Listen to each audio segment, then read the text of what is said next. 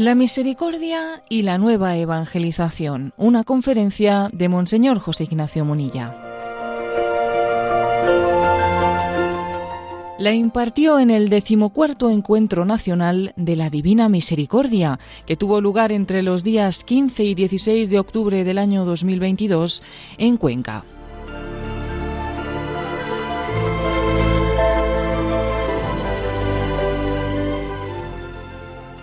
Bien, pues a mí se me ha pedido esta reflexión.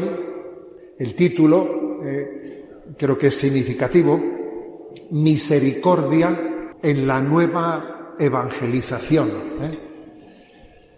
Bueno, pues os voy a decir que mi encuentro con la Divina Misericordia, cada uno ha tenido su forma, ¿no? Su forma de encontrarse con esa devoción de la Divina Misericordia. Os voy a contar que mi encuentro tuvo lugar a los 3 años del fallecimiento de San Juan Pablo II, que, como bien sabemos, pues es un padre de la Divina Misericordia. Él instituyó la solemnidad de la Divina Misericordia y Dios le concedió morir en la víspera, ya celebradas las vísperas del Domingo de la Divina Misericordia, ¿no? La Divina Misericordia se lo llevó a él para celebrar esa solemnidad en el cielo. Bueno, pues a los 3 años de su fallecimiento, en abril del 2008, se celebró el primer Congreso Mundial de la Divina Misericordia en Roma.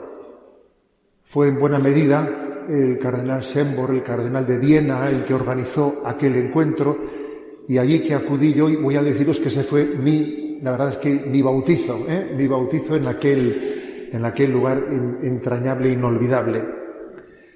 Y allí estaba también el que había sido secretario de San Juan Pablo II, supongo que os acordaréis de él, que después fue cardenal arzobispo, Stanislao, el secretario de San Juan Pablo II, ¿no?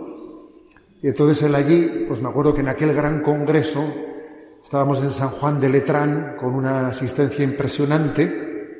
Él hizo votos, ¿no?, por la elevación a los altares de Juan Pablo II, que tal cosa pues ya ha acontecido, como bien sabemos, y también hizo votos por la proclamación de Juan Pablo II como patrono de la nueva evangelización. Patrono de la nueva evangelización.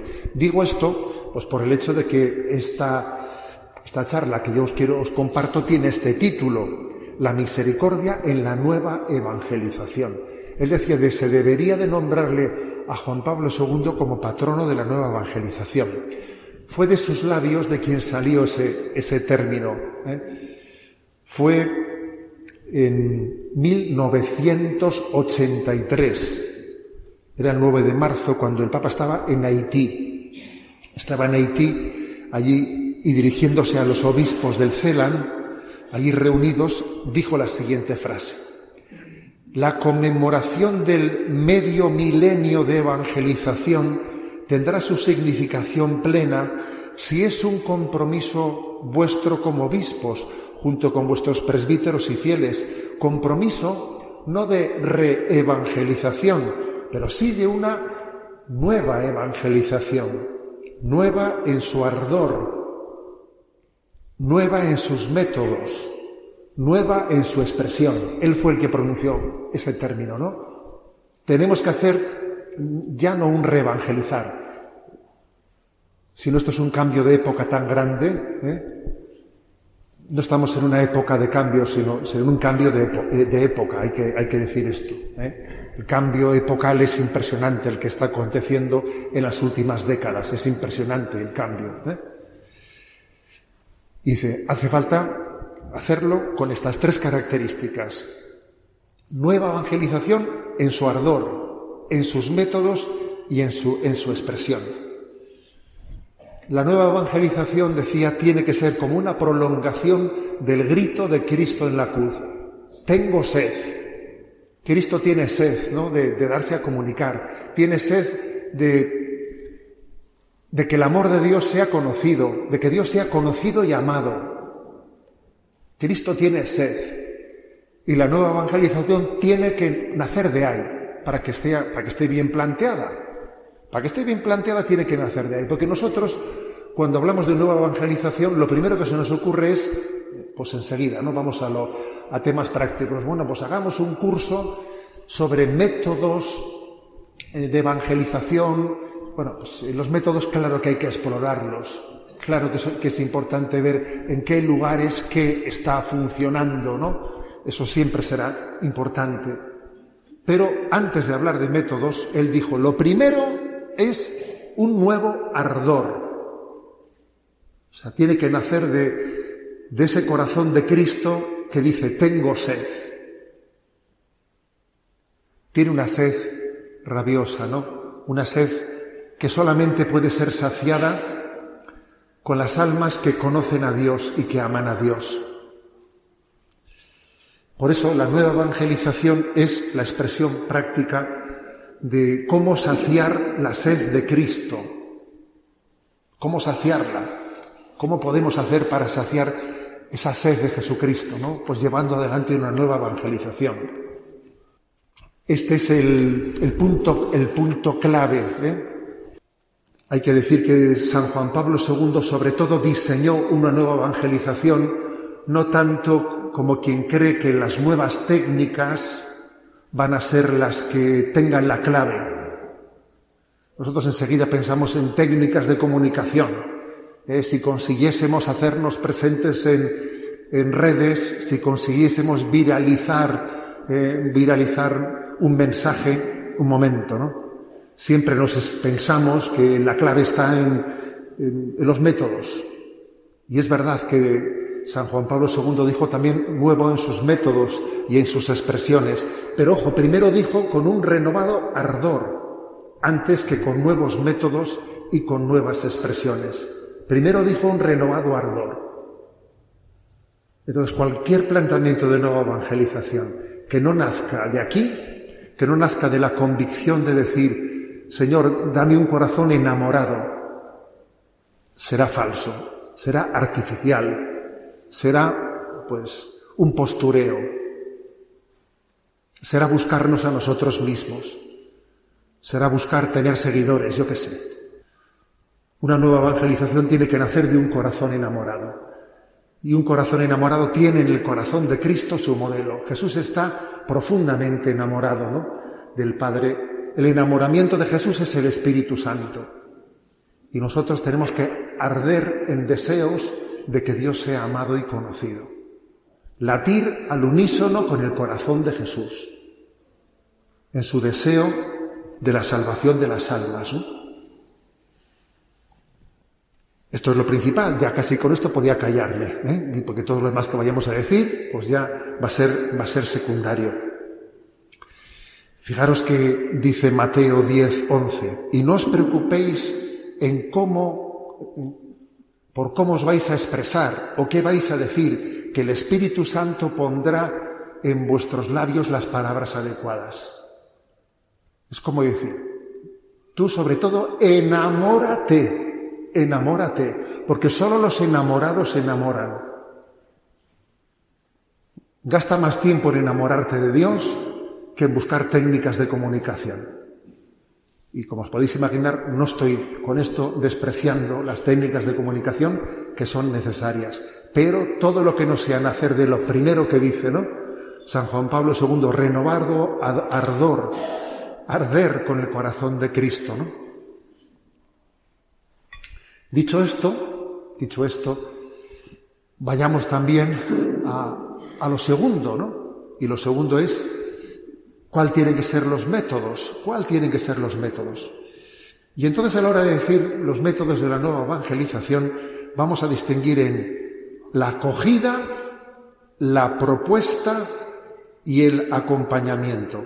Acoger con entrañas de misericordia, proponer la misericordia de Dios al mundo y acompañar con el corazón misericordioso. Primero, acogida. Voy a desarrollar estos 3 puntos. Acogida, propuesta y acompañamiento. La acogida. La acogida será clave porque cada vez vamos a ver con más claridad que quien viene a nosotros no, en principio, viene de cero. Antes podíamos llegar a conocer muchas uno suponía que el que viene, que el que hace una primera visita entendía muchas cosas, pero cada vez hay que empezar de cero, del ABC. Yo podía contaros muchísimas anécdotas que me han hecho caer en cuenta de que es que hoy en día a la hora de evangelizar tenemos que partir de cero. No podemos dar nada por supuesto. Yo recuerdo una anécdota que no olvidaré, y es que estando allí, siendo párroco en Zumárraga, no antes de ser obispo, estoy hablando ya hace tiempo, estando con un grupo de jóvenes explicándoles el primer mandamiento: amarás al Señor tu Dios con todo tu corazón, con toda tu mente, con todo tu ser. Pues de repente uno de ellos me dijo: qué egoísta, ¿no? Todo para él, ¿no? Todo para él, ¿no? Y yo me quedé, pero claro, me quedé perplejo, ¿no? Perplejo, como dice, pero bueno, este chaval, pero qué salida, ¿no? Pero ¿cómo ha sido capaz de decir eso, no? Me parecía una falta de respeto tremenda la que había tenido. Pero luego caí en cuenta de que es que no era cuestión de falta de respeto, es que él no tenía sentido de la trascendencia de Dios. No tenía sentido de la trascendencia. Había que empezar a explicarle: tú eres consciente de que tú y yo existimos porque Dios nos ha creado, y que si Dios ahora dejase de sostenernos en la creación volveríamos a la nada, que existir es un milagro, que existimos porque Dios nos ha dado a luz, la existencia es un milagro de Dios. O sea, me daba cuenta que tenía que explicarle el A, B, C para que después dijese: amarás a Dios con todo tu corazón, con toda tu mente, con todo tu ser, porque no tenía conciencia alguna de ello. Claro, nosotros nos hemos introducido en la trascendencia pues cuando nuestros padres nos llevaban a una iglesia y entrábamos en un lugar sagrado, nuestra madre hablaba bajito y entendíamos que habíamos entrado en un lugar especial, un lugar sagrado, porque nuestra madre susurraba, hablaba bajito, y eso ya te daba un sentido de la trascendencia de Dios. Pero no es el caso de las nuevas generaciones a las que nos dirigimos. Ellos parten de cero. Parten de cero. Y bueno, pues esa es la realidad, ¿eh? Quizás es verdad que habrá muchos sectores en la sociedad española en los que hay un problema de anticlericalismo, que se ha caricaturizado la vida de la Iglesia, que se le ha sembrado de antipatía, y que algunos tienen como una especie de vacuna contra el cristianismo porque se les ha llevado a que les resulte antipático por toda la manipulación mediática. Eso es verdad. Pero yo diría que todavía hay un sector bastante más amplio en el que es que en realidad lo que no tienen es ni conocimiento alguno. Ni conocimiento alguno, ¿no? Parten de, bueno, pues de una no educación, en el sentido de la trascendencia. Y por lo tanto tenemos que tener entrañas de acogida. La primera forma de evangelizar es acoger, con los brazos abiertos, con esa conciencia de que tenemos que hacer un primer anuncio, ¿no? Y el primer anuncio muchas veces es acoger con cariño y ver que esa persona nos importa, que le queremos, que tenemos entrañas de misericordia para ella, para que llegue a poder tener, ¿no?, una experiencia de Dios. Quizás el primer paso es que esa persona se dé cuenta de que su vida nos importa, que nos preocupamos por ella, que le preguntamos sobre su vida, si su abuela está enferma, si lo que sea, nos acercamos a ella con una verdadera preocupación, que es importante para nosotros esa persona, que empleamos tiempo en sus cosas. Decía San Juan Bosco, si tú quieres que a los jóvenes les interese lo que a ti te interesa, comienza también por interesarte de lo que a ellos les interesa, porque si no, a ver cómo vas a pretender que ellos hagan ese esfuerzo si tú primero no te has metido en su mundo. Tendrás que meterte primero en su mundo, ¿no?, en su corazón. Entonces, ¿por dónde comienza la nueva evangelización? Pues por encontrarnos con la persona que sale al camino de nuestra vida e interesarnos por ella, y que se dé cuenta de que tenemos un interés verdadero, de que en ella hemos descubierto a alguien en que Dios está presente, ¿no? Y nos interesamos por ella.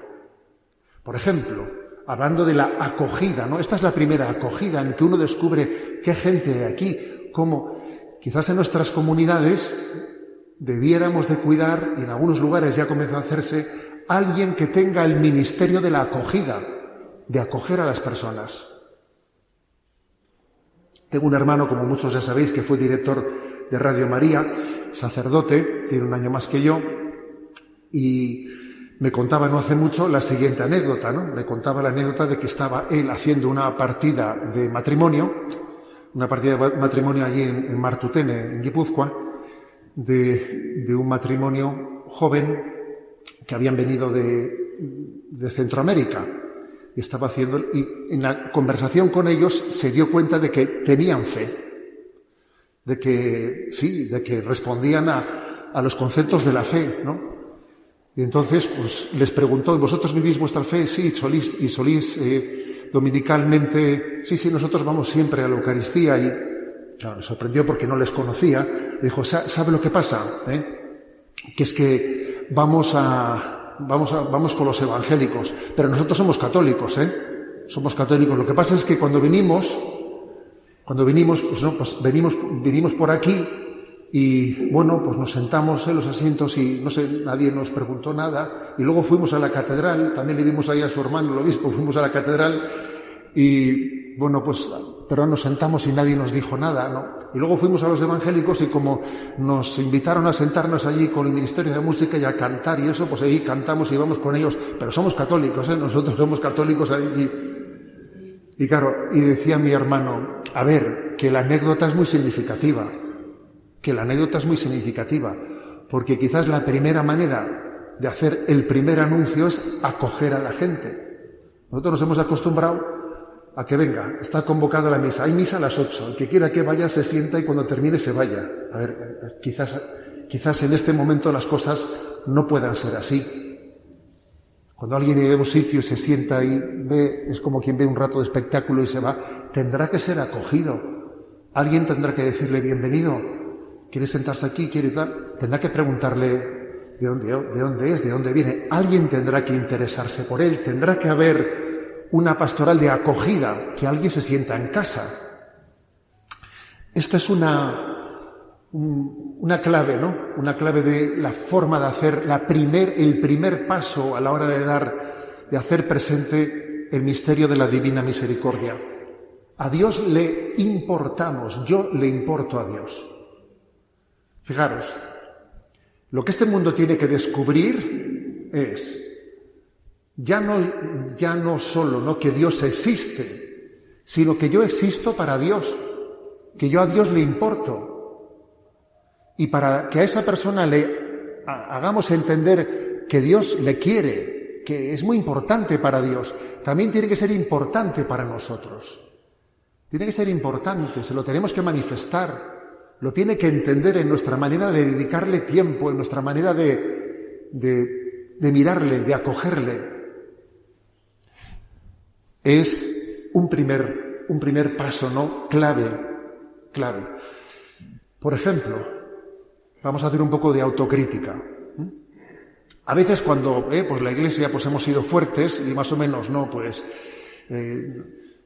teníamos pues una multitud de fieles a los que más o menos estaban bajo nuestras normas, pues hemos puesto muchas veces muchísimas normas un poco inventadas por nosotros, que quizás, no sé si son la forma más adecuada de tener el primer encuentro con gente un poco alejada. Alguien se acerca, ¿no?, y se le dice, no, perdón, el despacho es de 7 a 8 menos cuarto. Ah, vale, muy bien. No, perdón, los bautismos son el segundo domingo, la misa de tal. No le toca bautismo hasta ese día. Y podíamos poner un montón de normas más. Claro, ahora que nos hemos dado cuenta que bajan tanto los matrimonios, que bajan tanto los bautismos, empezamos a caer en cuenta que no estamos para poner muchas normas a la gente y que igual hay que hacer un esfuerzo de acercarnos. Es que quizás esto tenía que haber sido así desde el principio. Porque estamos hablando del primer contacto con alguien que está alejado muchísimas veces.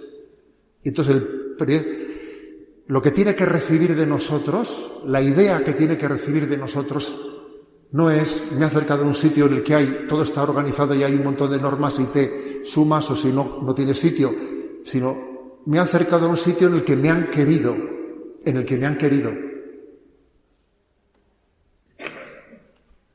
imaginas que dice, no, pues es que trabajo en la fábrica y salgo tarde? Dice, no se preocupe, ya voy a su casa a visitarle y allí hacemos la preparación del bautismo. Claro, cambiaría la cosa.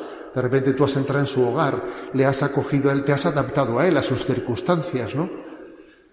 La acogida es la primera forma, ¿no?, para expresar la misericordia que Dios tiene con nosotros. El estilo de nuestra acogida a quienes están alejados tiene que estar configurado por ese pasaje de Isaías que el mismo Jesucristo cita en Mateo 12:19. La caña cascada no la quebrará, la mecha humeante no la apagará. Es decir, pues viene alguien que tiene algo de fe, que tiene un cierto deseo de Dios. Bueno, pues quizás nuestra acogida no puede ser maximalista, sino que tiene que partir de la divinidad e intentar, pues, la caña cascada no quebrarla, sino irla fortaleciendo. Y si el pábilo está humeante, no terminar de apagarlo, sino fortalecerlo. Y también vamos a decir una cosa, que Jesús, en el estilo que tuvo de acoger a los alejados, no se limitó a acoger con cariño a quienes se acercaban a él. No se limitó a colmar las expectativas de las personas que se acercaban a él, sino que al mismo tiempo, con paciencia, les iba abriendo los horizontes. Jesús entraba con la suya para después, lo que decía San Juan Bosco: si tú quieres que el joven ame lo que tú amas, comienza tú por amar lo que él ama. Eso también lo hacía Jesús.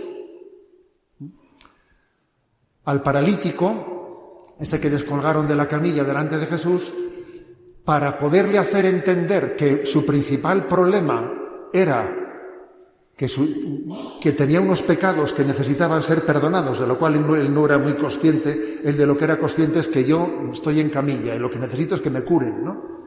Y Jesús entra a resolver la necesidad que tiene ese hombre de sanación para después hacerle entender que necesita una sanación más profunda, ¿no?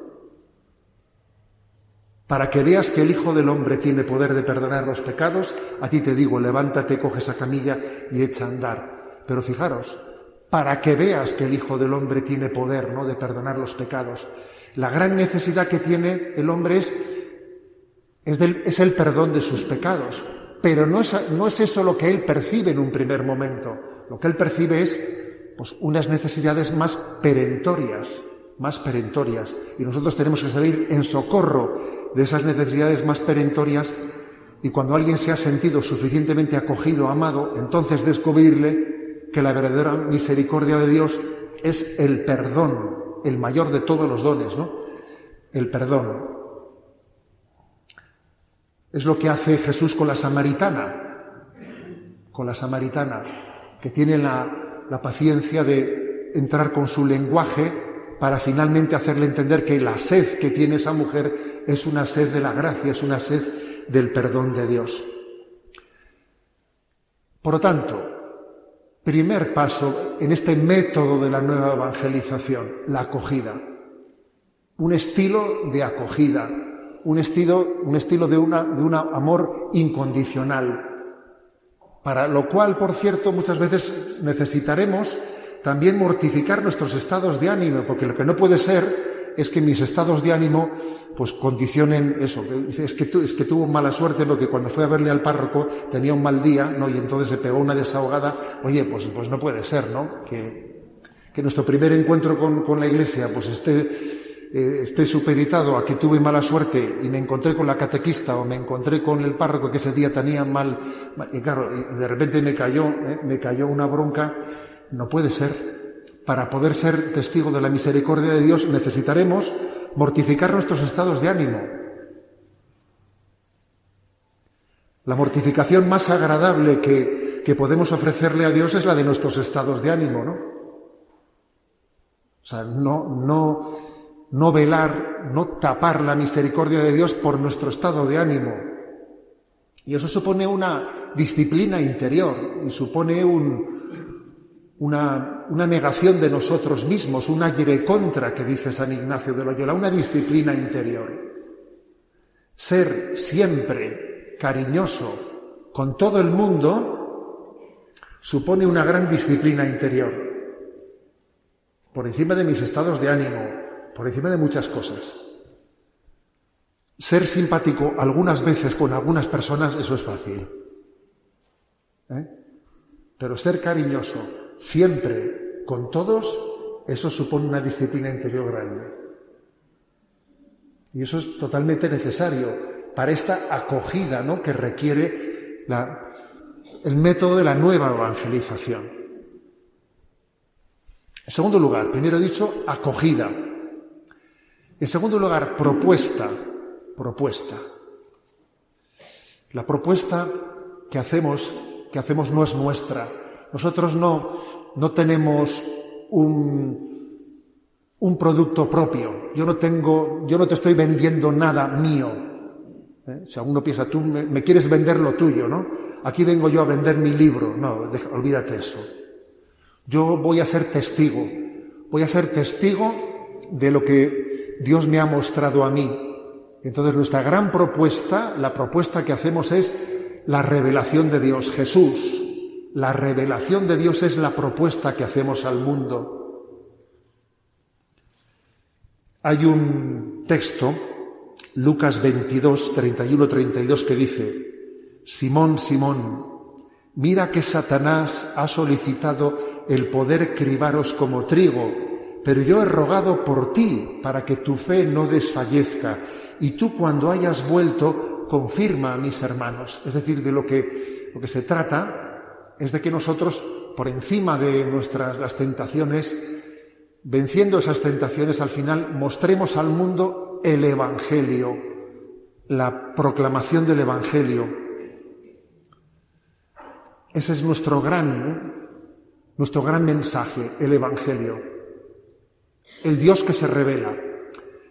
En nuestro mundo secularizado y relativista se suele decir incluso, que los creyentes se creen en posesión de la verdad y que en el fondo la postura de un creyente es soberbia, porque él, que se cree en posesión de la verdad, me quiere a mí inculcar su verdad en vez de respetarme en la mía, ¿no? Se hace esa visión. Los creyentes, en el fondo, se creen en posesión de la verdad y aquí me vienen a mí con un paternalismo a decirme lo que yo tengo que creer. Así lo percibe muchas veces la cultura actual, ¿no? Y nosotros tenemos que darle la vuelta a esa deformación de la realidad. Y hay que decir que nosotros, no es cierto que nos creamos poseedores de la verdad.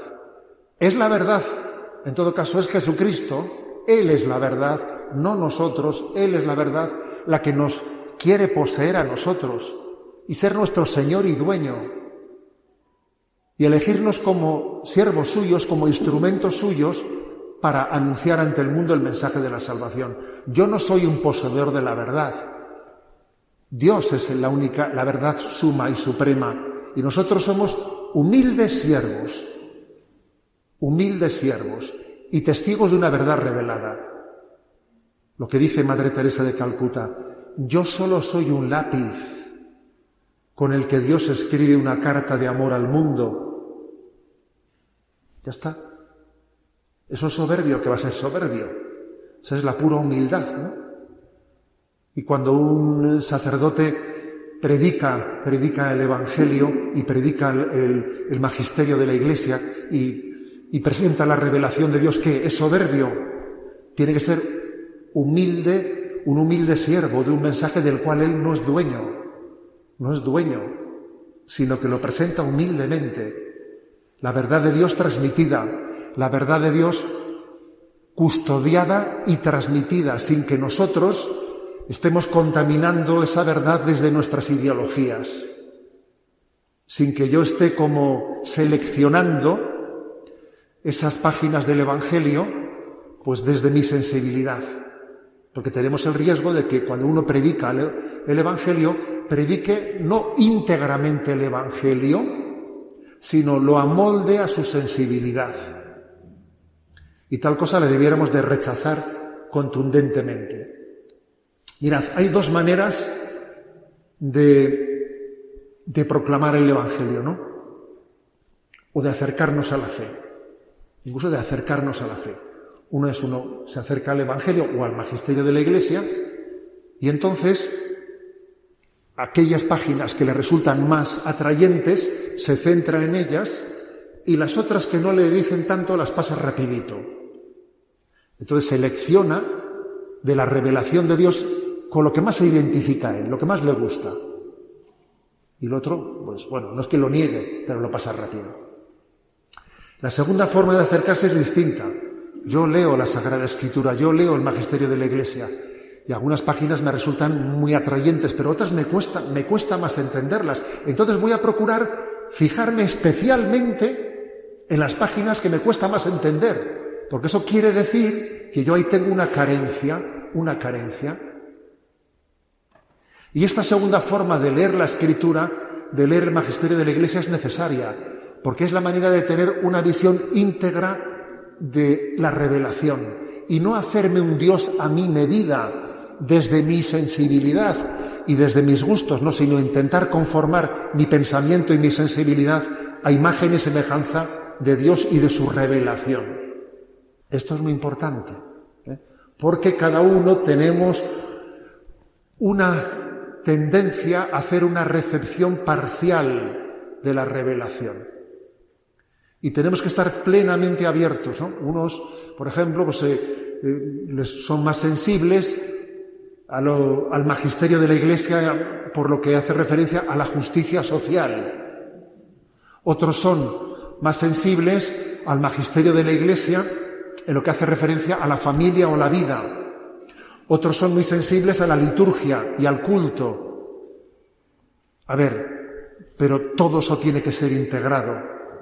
Sin que tengamos una recepción parcial, sino íntegra y plena de la revelación de Dios. Por lo tanto, ¿no? Nuestra propuesta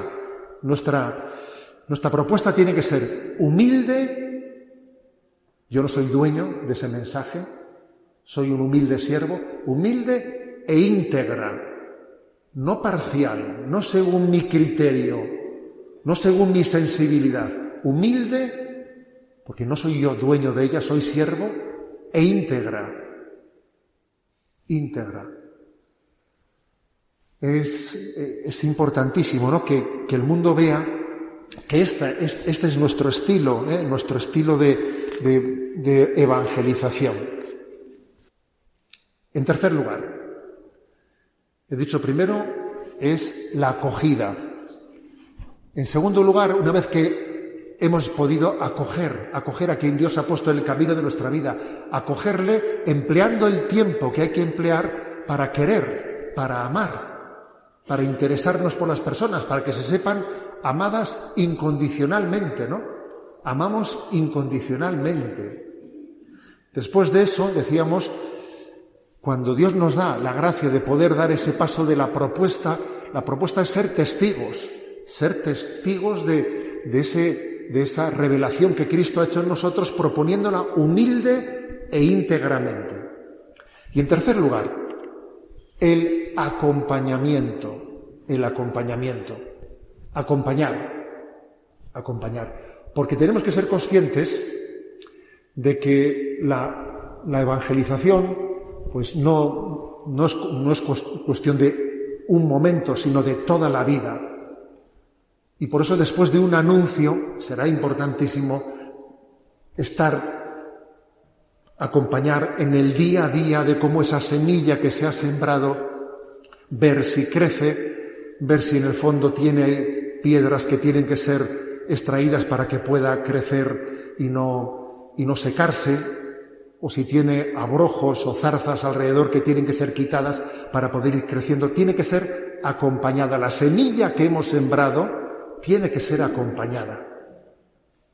Y el acompañamiento que se requiere, en primer lugar, yo creo que tiene una condición.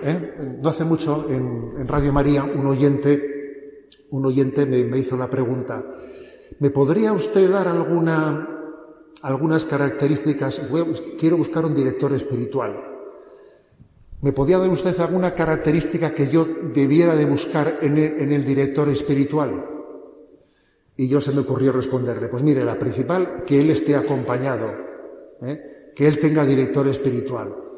Porque si va a ser acompañante tuyo alguien que él no está acompañado, si va a ser director espiritual tuyo alguien que él no tenga dirección espiritual, vamos mal. Dios ha querido que no seamos autónomos, que necesitemos acompañamiento. Eso yo creo que es lo puedo decir yo mismo por mi propio testimonio, que a mí el Señor me da mucha más luz a la hora de que alguien te pide consejos o te pide sobre un aspecto, otro aspecto, y Dios te da luz para aconsejar a los demás. Pero no te da la misma luz para ti mismo. Para ti mismo, tú necesitas que alguien te acompañe. Dios no nos da luz para que seamos autosuficientes, nos da luz para ayudar a los demás. Pero quiere que nosotros al mismo tiempo necesitemos el acompañamiento de otras personas. Entonces este es el primer punto. Si yo tengo que acompañar a los demás, ¿qué tendré que hacer yo? Ser acompañado. Ser acompañado, y cada uno tiene que responder a esta pregunta. ¿De qué manera yo me puedo acompañar? ¿A qué árboles me arrimo para que me custodie una buena sombra? ¿Dónde puedo beber y crecer? ¿Qué persona es para mí una referencia que puedo acercarme a ella y pedir un consejo? ¿Quiénes son los que tiran de mí para arriba? Los que me hacen crecer, los que tienen palabras de discernimiento. Los nuevos evangelizadores tienen que ser acompañados y acompañantes, acompañados y acompañantes. Es la característica de este tiempo. Decía el Papa Francisco una expresión que yo le he repetido muchísimo desde que la oí.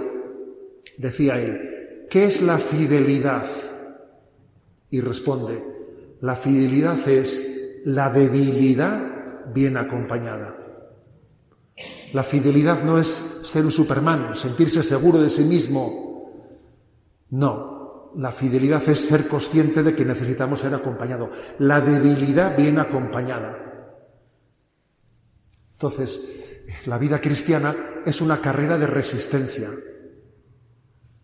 Yo escuché en una ocasión esta expresión: ser santo no es difícil, pero no es corto, es largo. Y me gustó eso, Dice, a ver, ser santo no es difícil. Jesús dijo: mi yugo es llevadero y mi carga es ligera. No, ser santo es sencillo. Ser santo no es difícil, pero no es corto. Es algo que tiene que durar toda tu vida, mantener con perseverancia ese camino. La lucha por la santidad suele terminar más o menos 15 minutos después de haber fallecido. O sea, es así, esa perseverancia es la clave de la santidad. La clave de la santidad es la perseverancia en el seguimiento de Jesucristo. No es algo reservado para personas, no, para personas especiales con una capacidad de voluntad y de entendimiento. No, eso no es verdad. Eso no es cierto. Por lo tanto, la clave está en el acompañamiento,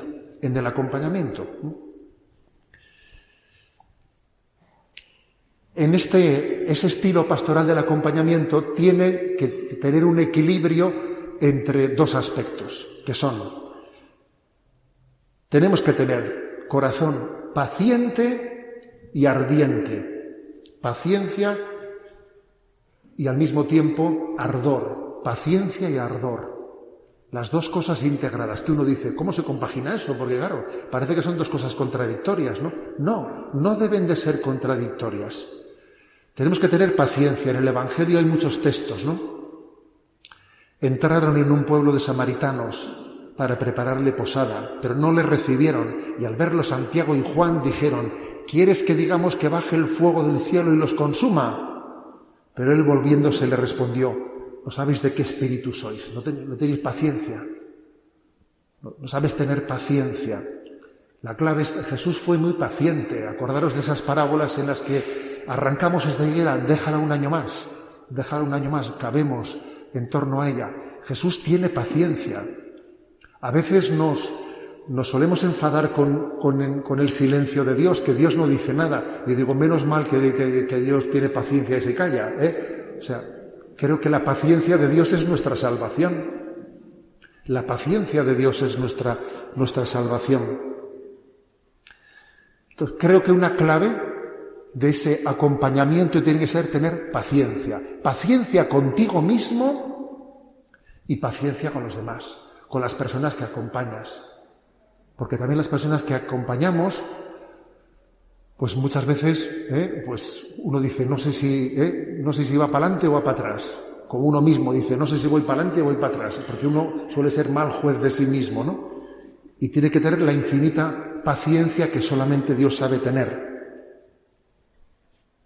Pero al mismo tiempo digo paciente y ardiente. Paciente y ardiente. Y hay textos en el Evangelio que parecen contradictorios con los anteriores. Porque fijaros que hay igual que en el Evangelio está el texto ese que dice, no cortes la higuera, déjala un año más, vamos a acabarla. Hay otro texto que dice, pasaron y vieron que la higuera no tenía fruto, porque no era época, y como no tenía fruto, Jesús la maldijo y se secó. Pues los dos textos parecen contradictorios, ¿no? Pero no son contradictorios, sino que quieren iluminar dos cosas. El corazón de Jesús es paciente y ardiente. He venido a prender fuego en la tierra y ojalá estuviese ya ardiendo. El ardor, porque a veces la paciencia suele ser la excusa que nosotros solemos argumentar, es que hay que tener paciencia para caer en la indiferencia. A veces arguimos la paciencia, tengamos paciencia, señores, ¿no? Solemos decir, es que Dios es misericordioso, no pasa nada. A ver, un momento, no invoquemos la misericordia para justificar la indolencia o la indiferencia. No hagamos tal cosa. Más bien, caigamos en cuenta, ¿no?, que yo creo que una de las deformaciones de nuestro tiempo, de la misericordia, es que a veces invocamos la misericordia para quitarle el dramatismo del pecado. Bueno, si Dios es misericordioso, si no pasa nada. A veces hablamos en esos términos. Bueno, si no pasa nada, si Dios es misericordioso, un momento, no me invoques la misericordia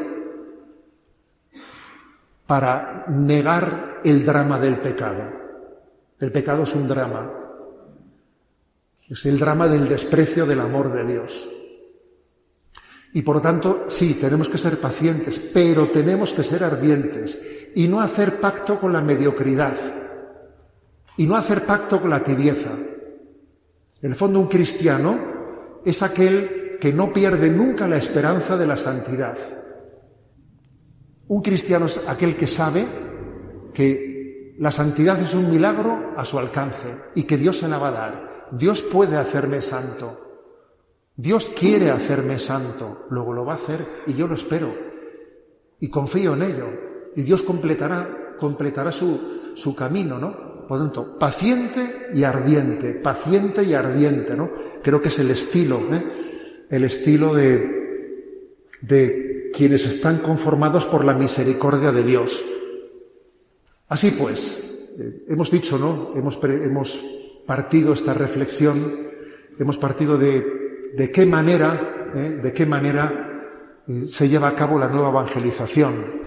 Y recordáis que hemos mentado la conocida frase de San Juan Pablo II, ¿no?, que dice, necesitamos una nueva evangelización, nueva en su ardor, nueva en sus métodos y nueva en sus expresiones. Yo os invito a todos a que pongamos el acento prioritariamente y por encima de todo en el enamoramiento del Señor, en que nuestro corazón se enamore de Él, en pedirle muchas veces en nuestra oración: Señor, dame un corazón semejante al tuyo, plenamente enamorado de ti. Y que cuando después nos pongamos a pensar de qué manera podemos evangelizar, cómo llevar adelante nuestra evangelización, pensemos en estos tres conceptos: acogida, una acogida de amor y de un cariño incondicional; una propuesta de la revelación en la que conozcamos profundamente, seamos unos conocedores profundos del Catecismo de la Iglesia Católica, que por cierto esta semana pasada se han cumplido 30 años de su promulgación.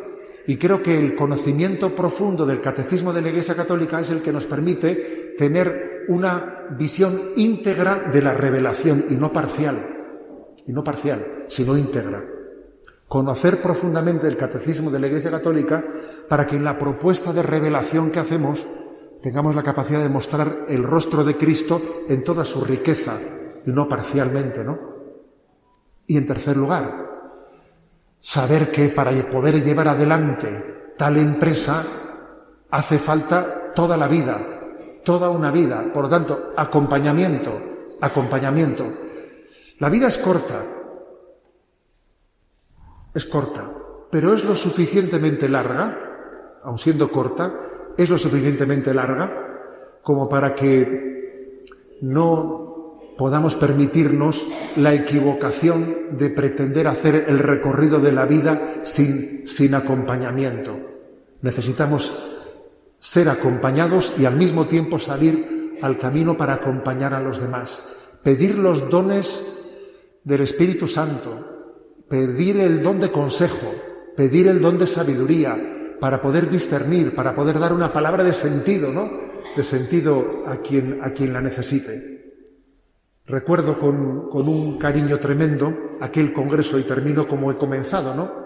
Me acuerdo de que en aquella iglesia de San Juan de Letrán, a los 3 años de la muerte de San Juan Pablo II, en aquel primer Congreso Mundial de la Divina Misericordia, ¿no? Allí se nos habló de que el corazón de Cristo, desde el punto de vista semántico, bíblico semántico, es sinónimo de las entrañas de Dios. El corazón es como las entrañas de Dios, porque es como volver a nacer de nuevo. El Señor nos mete dentro de Él y nos engendra y nos permite nacer a una vida nueva.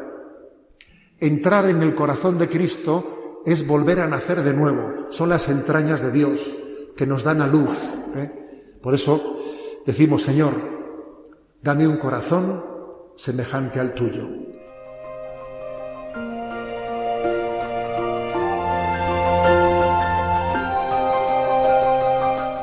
Así finaliza en Radio María esta conferencia de Monseñor José Ignacio Munilla, titulada La Misericordia y la Nueva Evangelización, una conferencia que fue impartida dentro de los actos realizados en el 14º Encuentro Nacional de la Divina Misericordia, que tuvo lugar en Cuenca entre los días 15 y 16 de octubre de 2022.